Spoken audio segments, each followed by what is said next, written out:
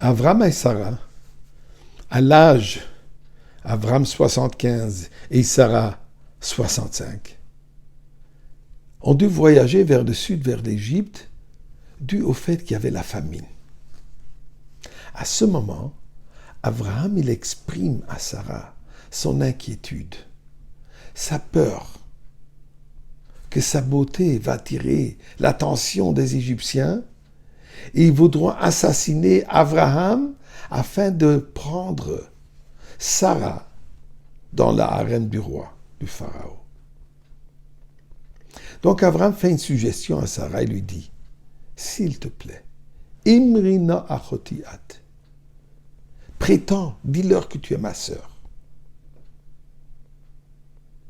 Le mani tavli bavorer v'chayta nafshi biglaler, afin que tout aille bien avec moi à cause de toi et que mon âme vive à cause de toi.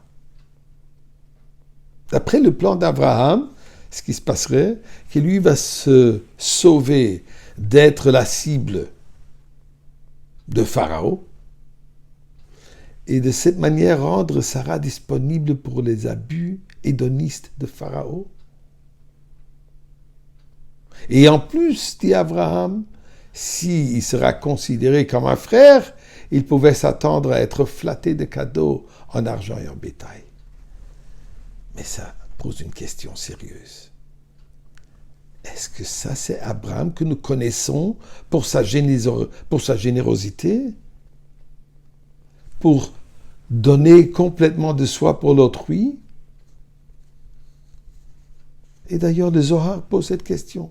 Et cite Rabbi Eliezer, qui demande, Abraham qui craignait Dieu et qui était aimé par Dieu, dirait-il cela à propos de sa femme pour son propre bénéfice? Eh bien, répond Rabbi Eliezer, dit que même si Abraham craignait Dieu, il ne s'est pas appuyé sur son propre mérite. Il n'avait pas confiance dans son mérite. Il n'a pas demandé à Dieu de sauver Sarah au mérite de lui, mais plutôt dans le mérite de Sarah.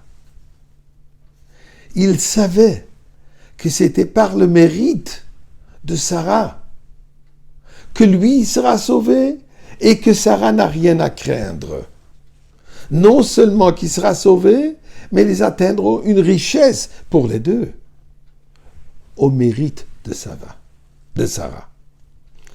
Il était sûr qu'au mérite de Sarah, personne ne la touchera. Et pour cette raison, il n'avait pas peur de dire « Achotiat, dis que tu es ma sœur ». Abraham n'était pas convaincu qu'il était digne d'être sauvé de la mort à cause de son mérite, mais il était pleinement convaincu que Dieu ne permettrait jamais que sa sainte épouse soit violée dû à son mérite, et elle ne courait aucun danger. Abraham connaissait également la règle divine selon laquelle la richesse d'un homme se gagnait grâce au mérite de son épouse. Dans ce cas, une opportunité lucrative se présentait. Une opportunité qui se présentait directement due au mérite et par Sarah. Et en réalité, c'est ce qui est passé. Sarah a été placée sous le garde de Pharaon, mais après quelques heures que Pharaon a été affecté durement, et il a réalisé que Sarah était l'épouse d'Abraham, il a relâché tout de suite, et effectivement, a donné énormément de cadeaux à Abraham.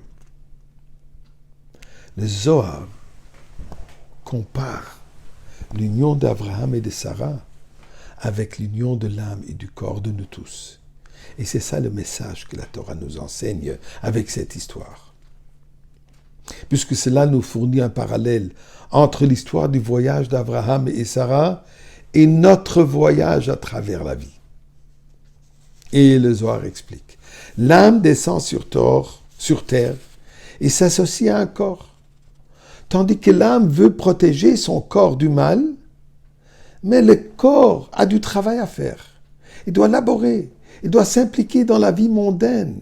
Mais tout cela pour amener la conscience divine dans ce monde, par ce travail qu'elle fait. L'instinct de l'âme est peut-être de protéger le corps du matérialisme grossier, mais elle est forcée de lâcher prise. Pourquoi? Puisque les bénéfices tirés du travail du corps seront extraordinaires, non seulement pour le corps, mais également pour le bénéfice de l'âme. Puisque la femme, elle a un don particulier de voir le matérialisme comme un moyen d'atteindre la divinité, en amenant la conscience du Créateur dans ce monde. Et c'est pour ça que nos Chachamim nous disent qu'au mérite des femmes pieuses, nous allons mériter la révélation de Mashiach. Que Dieu fasse que ça soit maintenant.